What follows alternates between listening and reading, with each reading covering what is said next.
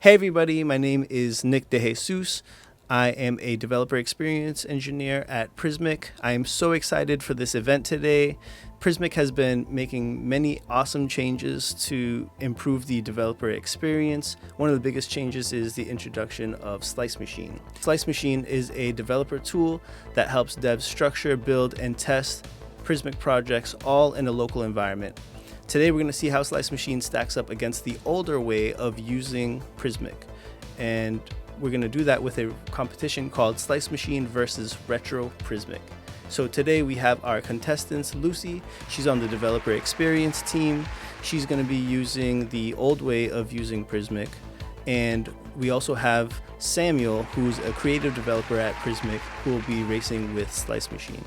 Let's go and take a look at the requirements for this race.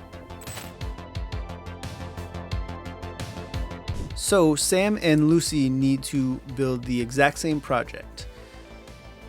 Here's what they're going to do. They're going to set up a Nuxt and Prismic project from scratch. They're going to build a hero slice with variations and include an image field, a title text field, a subtitle text field, and a call to action text field for a button. Then they're going to update a testimonial slice to include an embed field for video testimonials, and an image field for a client logo. All right, let's get started in 3, 2, 1, go! Okay, so both of them are getting started. We've got Samuel setting up from the command line with Slice Machine, while Lucy still has to start the setup process in a Prismic repository. Lucy's still setting up, but it looks like Samuel is about to start his first slice. Let's listen in. Okay, now I think we're ready to try to run Slice Machine for the first time. Let's do that. Okay, so it started Slice Machine on localhost 9999. Let's open it and see what happens. Okay, so here we have our new instance of Slice Machine running. We have no custom types yet, because I haven't created anything in this repo. But let's start with creating some slices. So first we need a hero slice for this contest. So let's name it just that. Okay, so here we have our first default slice, and once you create a slice like this in Slice Machine, it also creates a slice for us here. This is a view component which we use to code our slice. And it saves also the model from all the fields, so it can be synced to Prismic and store in our version control system. So that's very handy to have everything synced between the CMS and the code. Slice Machine also have something called Slice Simulator, which is used to like have let's say a preview for your slice. In like a contained version of it with just a slice when you're developing, so you can see what you're doing. All right, looks like he's off to a great start. He's got just a couple of simple setup steps to do for Slice Machine, while he'll be able to copy and paste right from Slice Machine. Let's jump over to see what Lucy's up to, since, she's using Retro Prismic. She's probably setting up her slice from the CMS UI, not from her code, like Samuel. We can move on to this second step, which is creating a hero slice with image, title, description, and repeatable CTA. Okay, so because I'm not using Slice Machine today, so this means I need to go to Prismic, and from now on we'll switch to this like 2 pages like layout, which I think we need to get rid of really soon, actually. So inside Prismic, before creating slices, actually I need to create like a custom type. So I create a single type called like home for my home page. And so I create this custom type. And here I can start like adding a slice zone to it and creating my first slice, which will be a hero slice.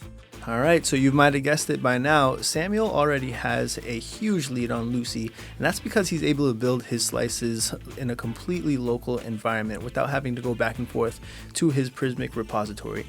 Lucy, she's going to have to start in the repository and even have to create live documents just so that she can be able to test anything at all. Let's go see where Samuel's at. And then we should be able to check this configuration, which should be okay now. Yes. and be able to open Slice Simulator, hopefully.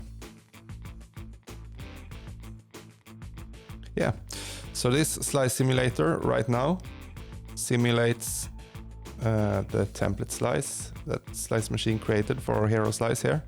And right now we just have a title field and a description field. But we also need an image field. So let's create an image. And one handy thing here is that you can show code widgets. So to import the image in the code, we just need this snippet. And then we probably should have the image here in Slice Machine, in Slice Simulator, I mean. Okay, not yet. I need to save it to the file system, of course. So this, when I press save to file system, which happens is that Slice Machine saves my model to the model's JSON file. So it exists and also creates mock data to show in our slice. So now we have our image in the slice. I don't know why it says that it's still saving to file system. Let's refresh. It should be saved. Yeah, it's saved. Cool. And now we also should be able to take a screenshot of this slice.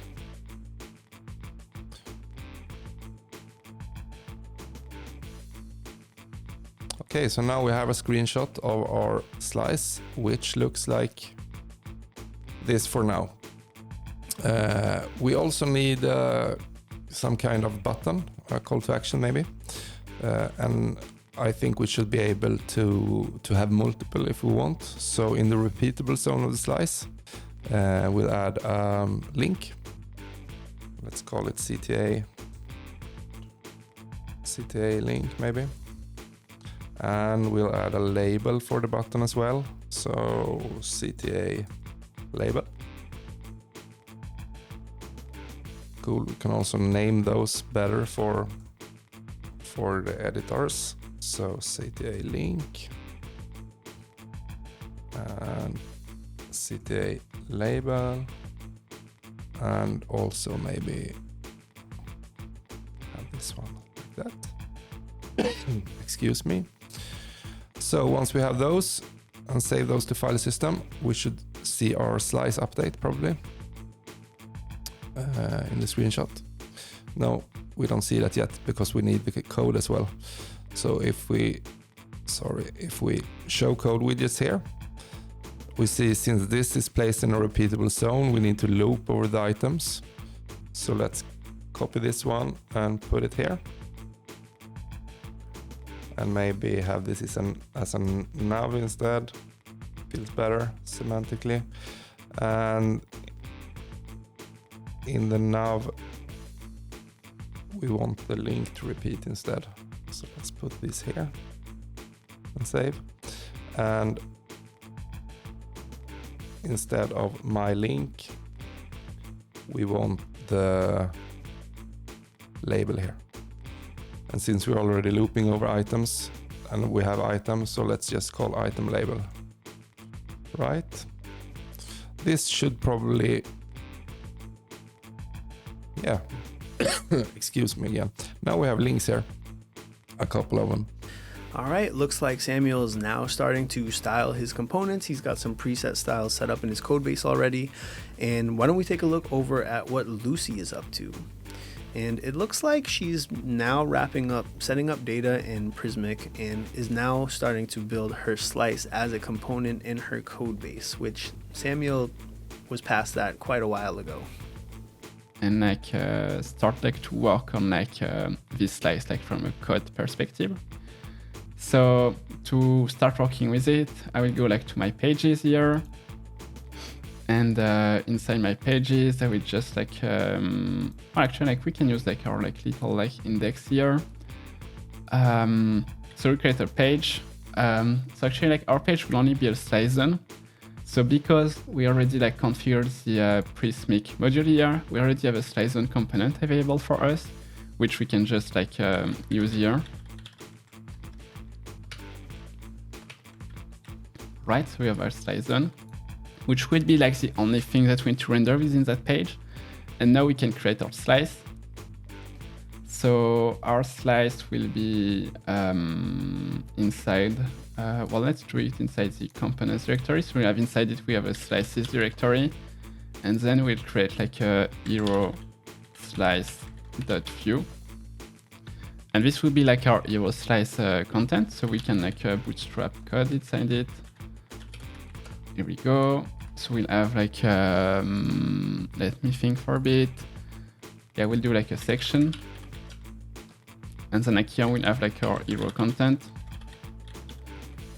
And then like let's just put JavaScript here for now, but like we'll wait with it for now, like this for now. Wow, so Lucy has to start every single new slice from scratch. She has to make a boilerplate for each one of her components. Samuel didn't have to do that because he's able to set up a new slice boilerplate with Slice Machine. Just something to remember that if Lucy wants to test her slice, she has to pull data from her CMS, while Samuel, he's able to build and test his slice completely with automatically generated mock data. Another major benefit of Slice Machine is the next challenge in this competition, slice variations. Slice variations allow you to create multiple versions of a slice for your content team to choose from. Let's see how Samuel and Lucy handle them. So in Slice Simulator, we can preview the slice in like on a desktop environment, on a tablet, and on a mobile. And that looks good, but we want this slice to have a variation as well, so we can create the heroes in different styles. And to create a variation, it's as simple as add a new variation here, and let's call this divided maybe. And we want to copy this from the default slice. Let's save that to the file system. And now we're in divided variation, and we got all the fields from the default slice. The mock data doesn't come with us though, since the image is changed. Let's check if there's still, the right image there. So let's use in this image mock data, let's paste the same image here so we have the same, and save that. And since we're not going to alter any of the hero content fields for this variation, we just need to like add different classes on the hero. So on the hero, we just do a conditional class and say if, whoa, can't type today.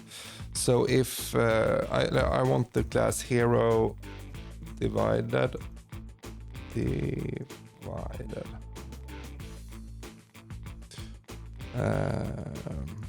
if slice variation is equal to, we call it divided, is equal to divided. So now we should have this class if the slice variation is divided. So let's open Slice Simulator again and see if there is any changes. Let's refresh this. So now we have our default slice here and we have our divided slice. Yeah, that works. And obviously this many CTAs isn't probably gonna be in the hero in the end. And this is because Slice Machine creates, since we have repeatable here, and we can't yet tell how many of those repetitions we want in the mock data. One thing you could do is to alter the mock data manually, but we won't go over this now. But to save your own mock data inside here. But I think this works for now. So I think we're done with the hero slice. Let's create. Isn't it saved? No, we need to push it to Prismic, of course. Okay, so this slice have a screenshot. You can check that the divided version has a screenshot. No, it hasn't. Let's take it for that one as well. Okay, now we have a good screenshot for both of them. And we need to push it as well. So now both the default and the divided screenshot variations have different screenshots, and we're pretty much done with them. So let's create another slice, a testimonial slice. Great, and it looks like Samuel is off to build his testimonial slice already, still only using the mock data to test and preview his work. Let's go check in on Lucy. And now if I refresh, we should see our hero content showing up. Great. So now we can start like modeling like our hero. So like not modeling, like templating our hero like with like some code. Wow, I have to say, Lucy is a very efficient developer, yet she's still working on her hero slice, while Samuel, he's got his hero slice done with its 2 variations. He's already a step ahead in building his second and final slice. Anyway, let's fast forward a bit and see what it looks like for Lucy to build a slice variation. And we can move on to the third mission for us, which is adding a variation to the hero slice for different layout. So unfortunately for us, like variations are not like available for like legacy Prismic, let's say. So here are like there are multiple ways to deal with it, but the one I like is choose like a select field, which we'll put at the top, and we'll name it like for different layouts. So we'll name it like layout. So without the slice variation feature in Retro Prismic, Lucy is defaulting to using a select field. Depending on the value of that select field, she'll render one layout or the other.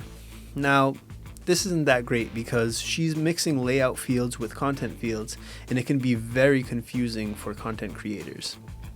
Also, without Slice Machine, content teams won't see a preview of the different layout options when they create their pages. They'll only be able to visualize their section with the selected layout once they fill it in with content and preview their page draft. While with Slice Machine, Samuel is giving editors a screenshot of both variations, making their experience so much smoother. Anyways, let's speed along a little bit and see Samuel finishing his testimonial slice already. So here we have our slices, which we created in Slice Machine and pushed to Prismic. So okay, let's say our content team comes back to us and say, so this testimonial needs to have like a video and a logo as well. That's very easy for us since we have Slice Machine. So let's go and add that now. So if we open the testimonial slice again here, we just need to add like a video field and a text field. So for the video, let's use embed. So we can embed a YouTube video, for example, and call this video. And then we also, maybe we should specify this to be a video we want to have there for the mocks, so it just doesn't take something random. So in the mock config, we can like put a video we want here. There's a good Prismic video. Save. And we need to have an image field for the logo. So let's call it logo.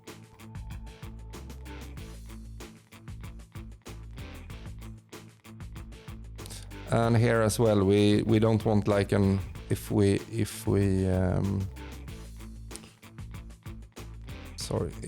show the code widget and put this logo right in the testimonial slice beneath author maybe. Let's see how that looks.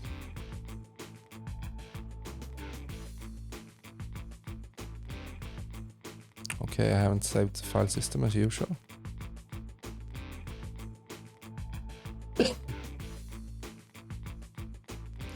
Okay, so maybe we don't want our logo to look like that in the mock. At first we need to add some styles. So testimonial logo, maybe. Yeah, okay, that looks better, but we still don't want like a photo there. So instead of that, let's use something else for the mock. So I have a URL for a logo here instead, so let's use it. So in our mock config, we just paste the URL. like that and save the file system.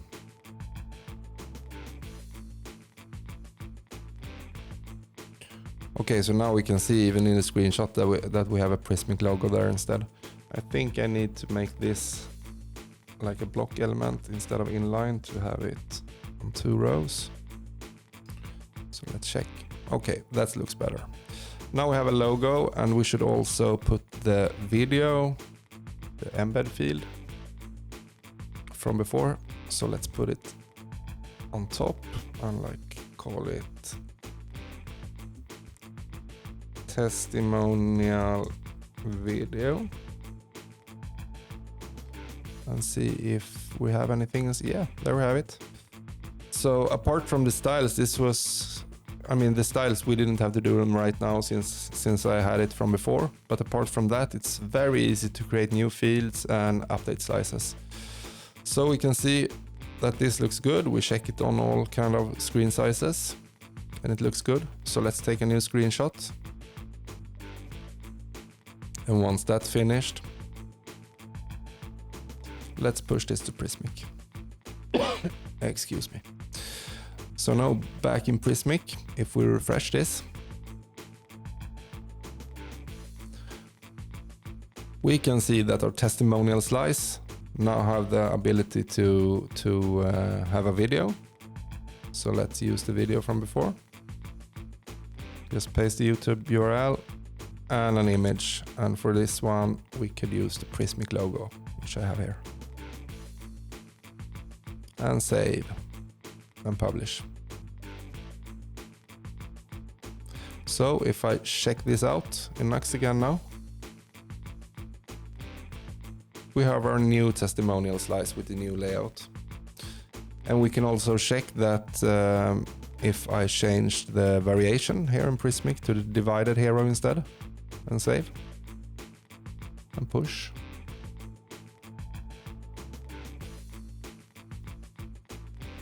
We got the divided hero here as well. So that's pretty much it. Built using Slice Machine in Prismic. Pretty fast, I believe. Thank you. All right, looks like Samuel's wrapped his project up already and is the winner. Let's go see where that leaves Lucy. And then I update my components map for this. And now if I save it, we should see our testimonial slice instead of like the default content. All right, here we go. And it looks like we have a winner. Slice Machine takes the cake. Congratulations to Sam. Prismic, like I said earlier, Prismic has been focused on improving the developer experience with Slice Machine, and we just saw it all come together with code snippets, mock data for testing, and the Slice Simulator. You can check out the link in the description for a blog post with all the details about how Slice Machine is improving developer experience all the time.